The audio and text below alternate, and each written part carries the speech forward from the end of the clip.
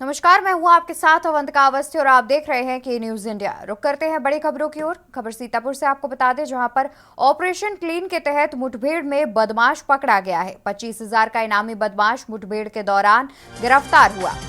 Operation clean के तहत मुठभेड़ में पकड़ा गया बदमाश। खबर सीतापुर से बता रहे हैं, 25,000 का इनामी बदमाश मुठभेड़ के दौरान गिरफ्तार किया गया। मुठभेड़ के दौरान अपराधी के पैर में लगी गोली। गंभीर हालत में अपराधी को जिला अस्पताल में भर्ती कराया गया है। बता दें कि पुलिस और अपराधी के बीच मुठभेड़ हुई, जिसमें अपराधी घायल हो गया। उसको इलाज के लिए जिला अस्पताल में भर्ती कराया गया। खबर सीतापुर से सामने आ रही है, जहां पर पुलिस और बदमाश के बीच मुठभेड़ हुई, जिसमें 25,000 का इनामी बदमाश गिरफ्तार किया गया। मुठभेड़ के दौरान अपराधी के पैर में लगी गोली, जिसके बाद जिला अस्पताल में इलाज के लिए भर्ती कराया गया। गंभीर हालत में अपराधी को जिला अस्पताल में भर्ती कराया गया है। खबर सीतापुर से सामने आ रही है, जहां पर ऑपरेशन क्लीन के तहत मुठभेड़ हुई है और पुलिस और बदमाश के बीच मुठभेड़ में 25,000 का इनामी बदमाश गिरफ्तार किया गया। मुठभेड़ के दौरान गंभीर रूप से घायल हुए बदमाश को जिला अस्पताल में इलाज के लिए भर्ती भी कराया गया है। तो खबर सीतापुर से हम आपको बता रहे हैं, जहां ऑपरेशन क्लीन के तहत पुलिस और बदमाश के बीच मुठभेड़ हुई। मुठभेड़ में इनामी बदमाश घायल हो गया, जिसके बाद उसे इलाज के लिए भर्ती कराया गया है।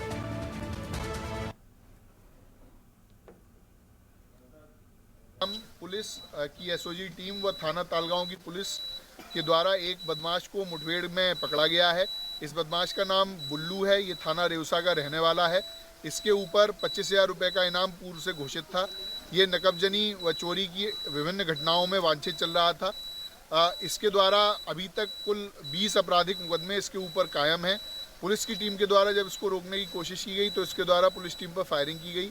जवाबी फायरिंग में इसके पैर में गोली लगी है। घायल अवस्था में इसको अस्पताल में दाखिल किया गया है।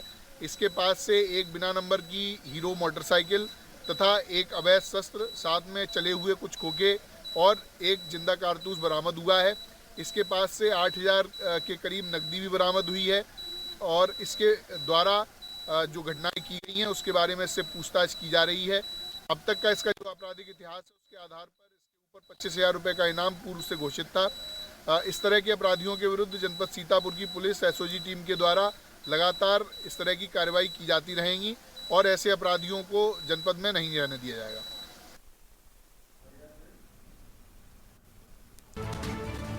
तो इसी खबर पर ज्यादा जानकारी के लिए सीतापुर से संवाददाता अबरार अली भी जुड़े हुए हैं। अबरार, देखा जाए तो जिस तरीके से जानकारी सामने आ रही है कि करीब 25,000 का इनामी बदमाश है, जैसे मुठभेड़ के बाद पुलिस ने गिरफ्तार कर लिया है। जी बिल्कुल सही कहा। ये सीतापुर के थाना तालगांव क्षेत्र में ये मुठभेड़ हुई है, जिसके पैर में गोली लगी थी और इसके जिला अस्पताल में भर्ती कराया गया। बताया जा रहा है कि ये रेउसा थाना क्षेत्र का अपराधी है और यहाँ पर इसके पर 25,000 का इनाम भी घोषित था और कई महीनों से लापता था, जिसके बाद पुलिस ने मुठभेड़ के दौरान इसको गिरफ्तार किया है। बताया जा रहा है कि जब इसे रोका गया तो इसने पुलिस पर फायरिंग कर दी, जिसके अपने बचाव में पुलिस ने भी गोली चलाई। इसके पैर में गोली लगी है और उसके बाद इसे जिला अस्पताल में भर्ती कराया। तो इस सीतापुर पुलिस को बड़ी सफलता नजर आ रही है लगी। बिल्कुल। और अबरार, देखा जाए तो जिस तरीके से पुलिस अधिकारियों ने भी बताया कि वो ऑपरेशन क्लीन के तहत ऐसे ही बदमाशों को गिरफ्तार करते रहेंगे और पुलिस का ये ऑपरेशन चलता रहेगा, इस बारे में क्या कुछ जानकारी है? जी बिल्कुल सही कहा। जिस तरह से पुलिस अधीक्षक द्वारा एक ऑपरेशन क्लीन चलाया जा रहा है, ऐसे में अपराधियों के खिलाफ सघन चेकिंग की जा रही है और ऐसे अपराधियों के खिलाफ तुरंत कार्रवाई की जा रही है। तो ऐसे में सीतापुर पुलिस को बड़ी सफलता हाथ लगती नजर आ रही है। जी बिल्कुल, बहुत शुक्रिया अबरार आपका ज्यादा जानकारी हमारे दर्शकों तक पहुँचाने के लिए। तो सीतापुर से खबर आपको बता रहे थे, जहाँ पुलिस और बदमाश के बीच मुठभेड़ हुई और उसमें 25,000 का इनामी बदमाश गिरफ्तार किया गया। तो एक खबर अयोध्या से बता दें, जहां पर आज अरुणाचल प्रदेश के सीएम करेंगे दर्शन। सीएम मंत्रिमंडल के साथ श्री रामलला का करेंगे दर्शन। अरुणाचल प्रदेश के सीएम करेंगे अयोध्या में रामलला के दर्शन। मंत्रिमंडल के साथ रामलला का दर्शन करने पहुंचेंगे अरुणाचल प्रदेश के मुख्यमंत्री। मंत्री, विधायक और प्रशासनिक अधिकारी करेंगे दर्शन और पूजन। 70 सदस्यीय प्रतिनिधि मंडल रामलला के दर्शन करेगा। आपको बता दें कि अरुणाचल प्रदेश के मुख्यमंत्री अपने पूरे मंत्रिमंडल के साथ रामनगरी अयोध्या आज पहुंचेंगे और वहां पर भगवान रामलला के दर्शन करेंगे। सीएम मंत्रिमंडल के साथ रामलला का दर्शन पूजन करते हुए नजर आएंगे। आपको बता दें कि मंत्री, विधायक और प्रशासनिक अधिकारी दर्शन करेंगे और आज ही अरुणाचल प्रदेश के सीएम अपने मंत्रिमंडल के साथ रामनगरी पहुंच रहे हैं, जहां पर वो रामलला के दर्शन पूजन करेंगे। तो ये अहम जानकारी सामने आ रही है, जहां आज अरुणाचल प्रदेश के मुख्यमंत्री दर्शन पूजन करेंगे रामलला के और मुख्यमंत्री के साथ उनका मंत्रिमंडल भी मौजूद रहेगा, जो कि रामलला के दर्शन करने के लिए अयोध्या पहुंचेगा। इसके अलावा मंत्री, विधायक और प्रशासनिक अधिकारी भी दर्शन पूजन करेंगे। 70 सदस्यीय प्रतिनिधि मंडल रामलला के दर्शन पूजन करेगा। खबर रामनगरी अयोध्या से, जहां पर आज अरुणाचल प्रदेश के मुख्यमंत्री दर्शन करेंगे भगवान रामलला के। आज अरुणाचल प्रदेश के मुख्यमंत्री अयोध्या पहुंचेंगे, जहां पर वो रामलला के दर्शन करेंगे। सिर्फ मुख्यमंत्री ही नहीं बल्कि पूरा प्रतिनिधि मंडल, मंत्री, विधायक और प्रशासनिक अधिकारी भी उनके साथ मौजूद रहेंगे, जो कि रामलला के दर्शन पूजन करेंगे। इसी खबर पर ज्यादा जानकारी के लिए हमारे साथ रामनगरी अयोध्या से आरपी सिंह जुड़े हुए हैं। आरपी, देखा जाए तो आज अरुणाचल प्रदेश के सीएम आ रहे हैं, जो कि रामलला के दर्शन करेंगे और साथ ही उनके साथ उनका पूरा मंत्रिमंडल भी पहुंच रहा है। तो उनके आगमन को देखते हुए पहले से क्या तैयारियां कर ली गई हैं? जी अनिका, बताना चाहेंगे कि जो है यहाँ पे जो मुख्यमंत्री पहुंच रहे हैं, तो पहले 9 बजे वो वाल्मीकि एयरपोर्ट पे पहुंचेंगे। वहाँ पे जो है यहाँ के जितने लोग हैं, जो महापौर हैं से लेकर के जो भाजपा के जितने पदाधिकारी हैं, वो 9 बजे पहुंच जाएंगे। उनका स्वागत सम्मान वहीं से करेंगे और वहीं से पूरा खेमा जो है आकर के रामलला आएगा। 70 लोग इनके प्रतिनिधि आ रहे हैं, बाकी जितने भी कार्यकर्ता हैं वो आ रहे हैं। तो कहीं न कहीं जो पूरी तैयारी यहाँ पर ने कर ली है और इनका आना निश्चित है। 9 बजे वाल्मीकि एयरपोर्ट पे उतर जाएंगे। जी बिल्कुल। और आरपी, देखा जाए तो जैसे कि सरकार ने गाइडलाइंस जारी की थी कि जो भी वीवीआईपी आएगा रामलला के दर्शन करने के लिए, तो वो पहले से ही जानकारी देगा। यहाँ तक कि जो भी मंत्रिमंडल के साथ मुख्यमंत्री भी पहुंचेंगे तो वो भी पहले से जानकारी देंगे, ताकि रामनगरी में जो है उस प्रकार की व्यवस्था की जाए जिससे आम श्रद्धालुओं को भी परेशानी ना हो और साथ ही जो वीवीआईपी पहुंच रहे हैं वो भी आराम से दर्शन कर ले। तो क्या उनके आने की जानकारी पहले दी गई थी, जिससे कि जो आम श्रद्धालु हैं वो भी आराम से दर्शन कर सके रामलला के? जी अंकिता, आपको बताना चाहेंगे यहाँ पे जो है वीवीआईपी और वीआईपी सबके अलग अलग गेट बनाए गए हैं, सबकी अलग अलग व्यवस्थाएं बनाई गई हैं और पहले से ऑनलाइन बुकिंग कर दी जाती है। तो जितने वीआईपी आ रहे हैं ये इनको श्रद्धालु राम भक्तों से कोई मतलब नहीं, ये अलग से जाएंगे, वहाँ पे दर्शन पूजन करेंगे। वीआईपी का अलग है, वीवीआईपी का अलग है, इसी तरह गेट बनाए हुए हैं। हाँ, रही बात उसकी कि जो लोग संध्या आरती उसमें आना जाना चाहते हैं, उनके लिए 1 महीना पहले बुकिंग कराते हैं, तो उसमें वो आरती पहुंचते हैं। तो उसकी तैयारी प्रशासन ने अलग अलग आउटलेट्स ने कर रखी है कि यहाँ पे जितने भी श्रद्धालु आ रहे हैं, क्योंकि भीड़ काफी होने के कारण यहाँ पे जो जितने श्रद्धालु आ रहे हैं उनको कोई कठिनाई का सामना करना पड़े, प्रशासन को पूरी तरीके से अलर्ट है। और यहाँ पे जो है जो ट्रस्ट है वो भी पूरी तरीके से अलर्ट है। बिल्कुल, बहुत शुक्रिया आरपी आपका ज्यादा जानकारी हमारे दर्शकों तक पहुंचाने के लिए। तो अहम जानकारी आपको बता दें, जहां पर आज रामनगरी अयोध्या पहुंचेंगे अरुणाचल प्रदेश के मुख्यमंत्री, उनके साथ उनका मंत्रिमंडल भी मौजूद रहेगा, जो कि भगवान रामलला के दर्शन पूजन करेंगे।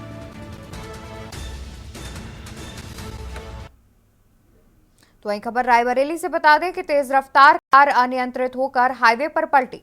कार सवार 3 लोग बाल बाल बचे। स्थानीय लोगों ने कार में फंसे लोगों को निकाला बाहर।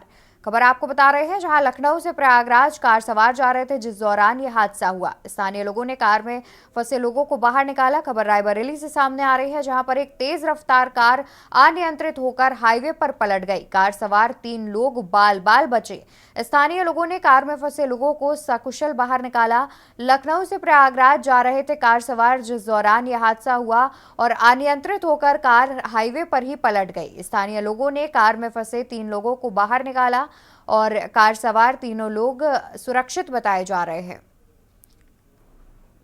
तो रायबरेली से खबर सामने आ रही है, जहां पर यह सड़क हादसा हुआ है और एक अनियंत्रित कार हाईवे पर पलट गई, जिसके बाद स्थानीय लोगों ने कार सवार लोगों को बाहर निकाला। सकुशल कार सवार लोगों को बाहर निकाला गया।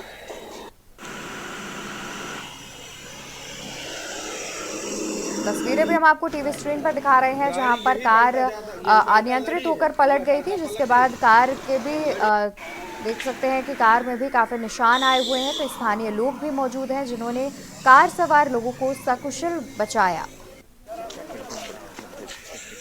कार के आसपास भीड़ भी नजर आ रही है। रायबरेली से खबर सामने आ रही है। जानकारी है कि लखनऊ से प्रयागराज जा रहे थे कार सवार, जिस दौरान कार अनियंत्रित होकर हाईवे पर पलट गई। कार सवार तीनों लोग सुरक्षित हैं। स्थानीय लोगों की मदद से उन तीनों लोगों को कार से बाहर निकाल लिया गया था।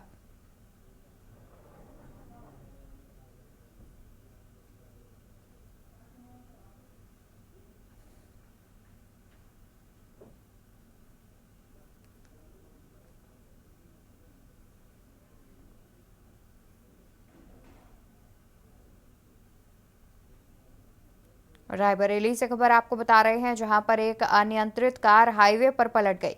कार में सवार थे 3 लोग, जो कि बाल बाल बच गए हैं। उन्हें किसी प्रकार की कोई चोट नहीं आई है।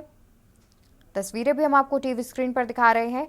लखनऊ से प्रयागराज जा रहे थे कार सवार, जिस दौरान यह हादसा हुआ।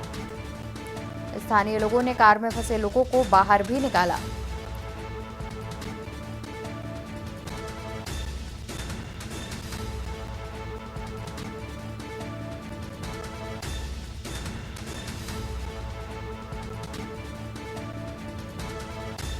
कार सवार 3 लोग बाल बाल बचे। खबर रायबरेली से सामने आ रही है, जहां पर एक तेज रफ्तार कार अनियंत्रित होकर पलट गई।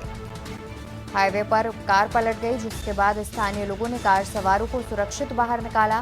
कार सवार तीनों लोग सुरक्षित हैं।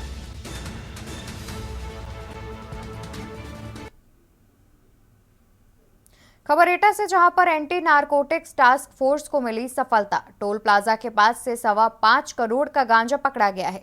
तस्कर गांजे की खेप उड़ीसा से अलीगढ़ ले जा रहे थे। एएनटीएफ टीम और पुलिस को भनक लग गई थी। 5 करोड़ के गांजे सहित 2 शातिरों को पुलिस ने किया गिरफ्तार। एएसपी धनंजय सिंह कुशवाहा और एएनटीएफ की टीम ने किया नेतृत्व। आगरा जोनल हेड इरफान नासिर खान के नेतृत्व में मिली सफलता। कैंटर में लदे 10 क्विंटल 50 किलो गांजे को पकड़ा गया। एंटी नारकोटिक्स टास्क फोर्स को मिली बड़ी सफलता। खबर आपको एटा से बता रहे हैं, जहां पर टोल प्लाजा के पास से 5.25 करोड़ के गांजा पकड़ा गया है। तस्कर गांजे की एक बड़ी खेप उड़ीसा से अलीगढ़ ले जा रहे थे।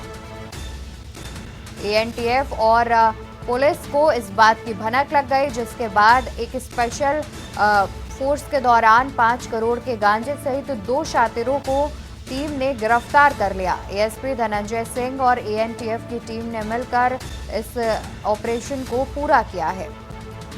तस्वीरें आप देख सकते हैं किस तरीके से 5 किलो गांजा, करीब 5 करोड़ की कीमत का गांजा बरामद किया गया है। एटा पुलिस ने बरामद किया है। जानकारी है कि उड़ीसा से अलीगढ़ ले जा रहे थे गांजे की बड़ी खेप, जिस दौरान एएनटीएफ और पुलिस को भनक लग गई और उन्होंने इस बड़ी खेप को पकड़ लिया। उसके साथ 2 शातिरों को भी गिरफ्तार किया है। तो वही खबर हम आपको उत्तराखंड से बता देते हैं। उत्तराखंड से इस वक्त एक बड़ी खबर सामने आ रही है, जिसमें उत्तराखंड विधानसभा में आज पेश किया जाएगा यूसीसी बिल। बिल में सभी नागरिकों के लिए समान कानून रहेगा। आज से ही शुरू हो जाएगा विधानसभा का बजट सत्र। बजट के साथ यूसीसी बिल को भी सदन में रखा जाएगा। उत्तराखंड विधानसभा में आज पेश होगा यूसीसी बिल। बिल में सभी नागरिकों के लिए समान कानून रहेगा। आज से ही शुरू हो जाएगा विधानसभा का बजट सत्र। बजट के साथ यूसीसी बिल को भी सदन में रखा जाएगा। एक अहम जानकारी हम आपको बता रहे हैं, जहां आज उत्तराखंड विधानसभा में पेश किया जाएगा यूसीसी बिल। बिल में सभी नागरिकों के लिए समान कानून रहेगा। आज से ही शुरू हो जाएगा विधानसभा का बजट सत्र। बजट के साथ यूसीसी बिल को भी सदन में रखा जाएगा।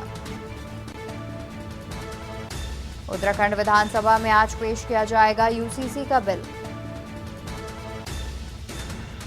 बिल में सभी नागरिकों के लिए समान कानून रहेगा। इसी खबर पर ज्यादा जानकारी के लिए हमारे साथ संवाददाता अंकित काला जुड़े हुए हैं।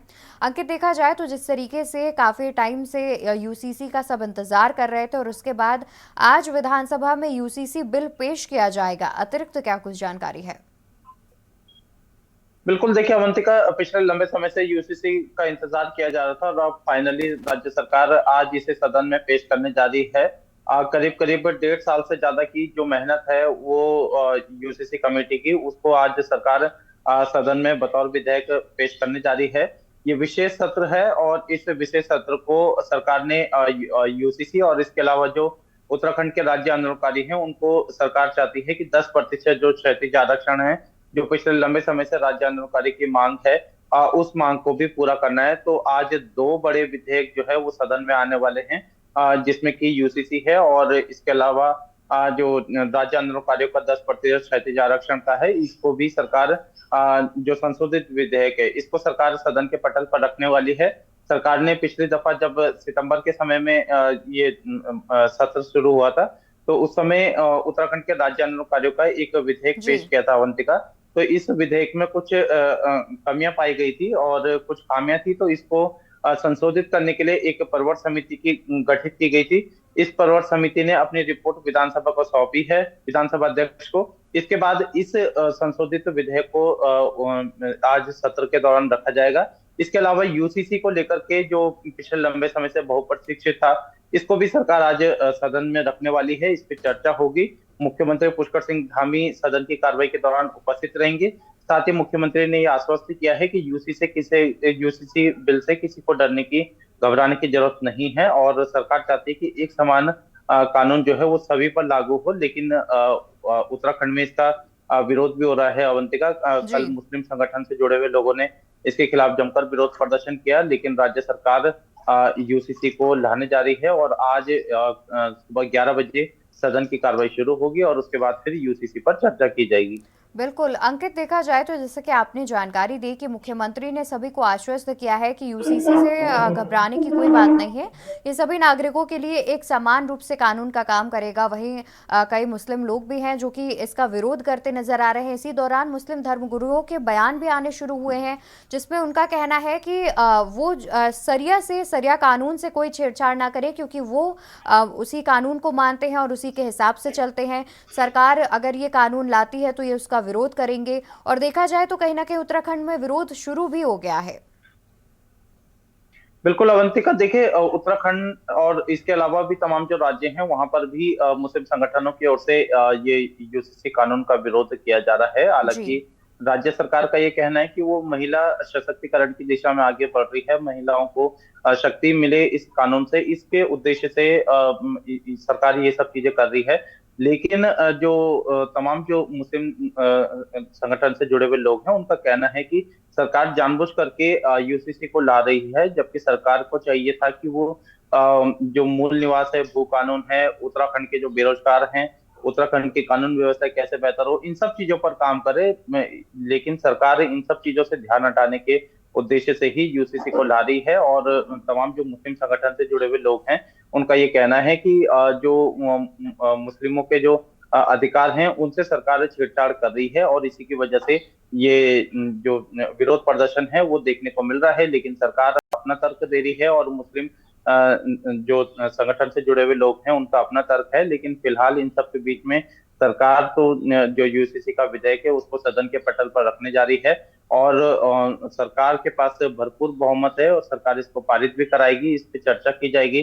सरकार ने आज पूरा दिन यूसीसी की चर्चा को लेकर के आज समय रखा है। इसमें कार्य स्थगन प्रस्ताव भी नहीं आएगा, प्रश्नकाल भी नहीं चलेगा। तो सरकार तो पूरी तैयारी के साथ अवंतिका इस यूसीसी को लाना चाह रही है और सरकार का ये भी कहना है कि उत्तराखंड में यूसीसी लागू होगा तो ये देश के लिए भी नजीर बनेगा। तो यानी कि अब उत्तराखंड के बाद देश में भी बीजेपी की तरफ से यूसीसी को लाने की तैयारी है और हमें लगता है कि चुनाव के समय में ये एक बड़ा एजेंडा बनने वाला है। फिलहाल धामी सरकार ये तैयारी कर रही है कि उत्तराखंड में जल्द से जल्द यूसीसी को लागू किया जाए। यूसीसी यहाँ से विधानसभा से पारित होने के बाद राजभवन जाएगा और राजभवन के बाद फिर राष्ट्रपति के पास जाएगा। तो संभवतः सरकार इस यूसीसी को लागू करने की दिशा में आगे बढ़ रही है। बिल्कुल, और अगर आज यूसीसी जैसे विधानसभा में पेश किया जाएगा और उसके बाद लागू हो जाता है तो देश में उत्तराखंड पहला ऐसा राज्य बन जाएगा जिसमें यूसीसी लागू होगा। और उसके बाद देखा जाए तो कहीं ना कहीं विधानसभा चुनावों में ये भी धामी सरकार की ओर से यानी कि बीजेपी की ओर से ये वादा किया गया था कि वो यूसीसी लागू करेंगे और उसके बाद देखा जा रहा है तो यूसीसी लागू होने की कगार पर भी आ गया है। और जब तक ड्राफ्ट नहीं सौंपा गया था मुख्यमंत्री को, तब तक लगातार विपक्ष के पास एक मुद्दा था और इस मुद्दे को लगातार विपक्ष उठा रहा था। तो उसके बाद ये भी जानना चाहेंगे कि जिस तरीके से मुस्लिम लोगों ने विरोध करना शुरू किया है यूसीसी का, तो विपक्ष अब किस ओर है? क्या वो मुस्लिमों का साथ दे रहे हैं, उनका वो यूसीसी का विरोध कर रहे हैं, या फिर वो यूसीसी का समर्थन करते नजर आ रहे हैं? देखिए, यूसीसी का विपक्ष की तरफ से विरोध किया जा रहा है। उनका कहना है कि सरकार जानबूझ करके लोगों की भावनाओं से छेड़छाड़ के लिए इस यूसीसी बिल को ला रही है। और यही वजह है कि कल जब कार्यमंत्रणा समिति की बैठक हो रही थी, तो वहां पर भी नेता प्रतिपक्ष यशपाल आर्य और तमाम जो कांग्रेस के अन्य विधायक हैं, उन सभी ने अपने कार्यमंत्रणा समिति से भी इस्तीफा दे दिया। तो विपक्ष तो पुरजोर तरीके से इसका विरोध कर रहा है। कल विधानसभा, माफ कीजिएगा, राजभवन भी कांग्रेस विधायकों का प्रतिनिधिमंडल पहुंचा, जहां पर कि उन्होंने ये तमाम बातें रखी है। जी। और कहीं ना कहीं विपक्ष ये आरोप लगा रहा है क्योंकि चुनाव नजदीक है और ऐसे में सरकार जानबूझ करके यूसीसी के बिल को इस समय चुनाव से ऐन वक्त पहले लाई है। तो इस तरीके से लगातार इसका विरोध किया जा रहा है। इसके अलावा प्रश्नकाल और तमाम जो कार्य स्थगन प्रस्ताव है वो भी विधानसभा में ना होने की वजह से विपक्ष खासा नाराज है और लगातार इसका विरोध किया जा रहा है। विपक्ष ने सरकार से मांग की है कि जो यूसीसी का जो ड्राफ्ट है वो विपक्ष को उपलब्ध कराया जाए, ताकि विपक्ष के जो विधायक हैं इसको पढ़ेंगे और इससे इसके इसके प्रति अपनी जो भी विचार है वो सदन में पेश करेंगे। लेकिन जी। अब तक विपक्ष को इसकी रिपोर्ट नहीं सौंपी गई है, जिसकी वजह से भी विपक्ष नाराज है। बहरहाल आज का दिन महत्वपूर्ण है अवंतिका। आज देखना होगा कि सत्र के दौरान विपक्ष की क्या कुछ रणनीति रहती है, लेकिन फिलहाल अभी तक तो विपक्ष यूसीसी का विरोध करता हुआ नजर आ रहा है। बिल्कुल, यानी कि देखा जाए तो अभी तक विपक्ष विरोध कर रहा है, लेकिन अगर जब विधानसभा में यूसीसी को पेश किया जाएगा तो क्या उस दौरान भी विरोध के स्वर देखने को मिल सकते हैं? बिल्कुल, उम्मीद यही है। और हमें लगता है कि सदन की कार्रवाई में भी विपक्ष भाग लेगा या नहीं लेगा, इस पर भी अभी सस्पेंस है। चूंकि विपक्ष की ओर से लगातार विरोध किया जा रहा है और आज सदन की कार्रवाई का दूसरा दिन है, तो सुबह 11 बजे जब सदन की कार्रवाई शुरू होगी तो विपक्ष कहीं ना कहीं हंगामे के साथ इस कार्रवाई को शुरू करता हुआ नजर आएगा। तो विपक्ष तो पूरी तरीके से अवंतिका इस यूसीसी के बिल के विरोध में है। विपक्ष की मांग है कि सरकार जनहित से जुड़े हुए मुद्दों पर ध्यान दे, ना कि ऐसे धार्मिक मुद्दों पर जिससे कि किसी की भावना आहत होती हो। तो इसी का विरोध जो है वो आज सदन में भी देखने को मिलेगा। और पिछले लंबे समय से विपक्ष की ओर से भी लगातार यूसीसी को लेकर के विरोध किया जा रहा है। विपक्ष का ये भी कहना है कि ये केंद्र का मसला है, ना कि राज्य सरकार का।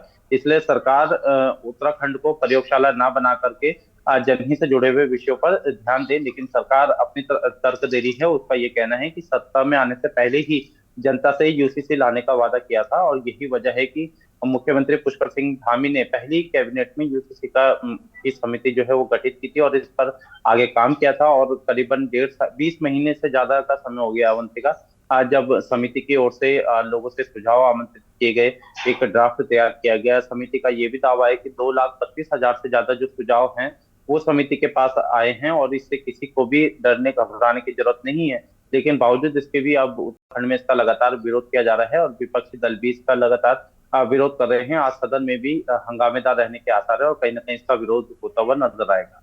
बिल्कुल, बहुत शुक्रिया अंकित आपका ज्यादा जानकारी हमारे दर्शकों तक पहुंचाने के लिए। तो देखा जाए तो आज का दिन बेहद इम्पॉर्टेंट भी माना जा रहा है। कहा जा रहा है आज का दिन ऐतिहासिक हो सकता है क्योंकि आज विधानसभा में यूसीसी बिल पेश किया जाएगा। उत्तराखंड विधानसभा में यूसीसी का बिल पेश किया जाएगा। इस बिल में सभी नागरिकों के लिए समान कानून रहेगा। देखा जाए तो विपक्ष एक और हमलावर होता भी नजर आ रहा है। यूसीसी को लेकर विपक्ष लगातार बीजेपी पर निशाना साध रहा है, जहां पर उसका कहना है कि ये राज्य सरकार का काम नहीं है बल्कि ये केंद्र सरकार का फैसला होना चाहिए। लेकिन देखा जाए तो जिस तरीके से यूसीसी को आज पेश किया जाएगा, कहीं ना कहीं हंगामेदार आज विधानसभा में विपक्ष के हंगामेदार रहने के आसार भी समझ में आ रहे हैं। और आज का दिन बेहद अहम माना जा रहा है क्योंकि उत्तराखंड विधानसभा में यूसीसी बिल पेश होने की बात सामने आ रही है और इसको लेते हुए मुस्लिम लोग भी लगातार विपक्ष के साथ मिलकर इसका विरोध करते हुए नजर आ रहे हैं। खबरों में फिलहाल के लिए बस इतना ही। ऐसी बड़ी जानकारी के लिए आप देखते रहिए कि न्यूज़ इंडिया। नमस्कार।